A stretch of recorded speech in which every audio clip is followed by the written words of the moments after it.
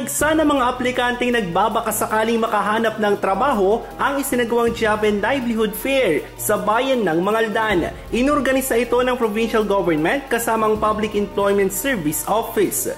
Nakiisa rito ang mga kumpanyang nag-aalok at nagbibigay ng oportunidad sa mga residenteng naghahanap ng mapagkakakitaan lokal man o overseas. We're looking for production operators, so at least high school graduate with or without experience, and we prefer female because we are manufacturing hard disk drives. Malaki umano ang tsansang matanggap sa trabaho ang mga aplikante dahil na rin sa hindi gaanong mataas ang kwalifikasyon na hinahanap ng karamihan sa mga kumpanya na naririto.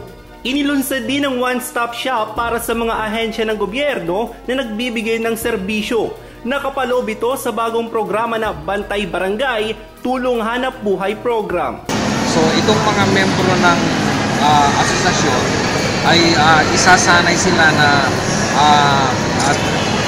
training para sila ay magbantay sa kanilang barangay na hindi mapasukan ng illegal recruiters, o kaya kung may makapasok man, alam nilang gagawin nila. Samantala, nagsagawa rin ng Special Membership Day for OFW families. Layunin nito na mahikayat ang mga overseas Filipino workers na maging miyembro upang makaiwas sa illegal recruitment at mabigyan ng karampatang benepisyo.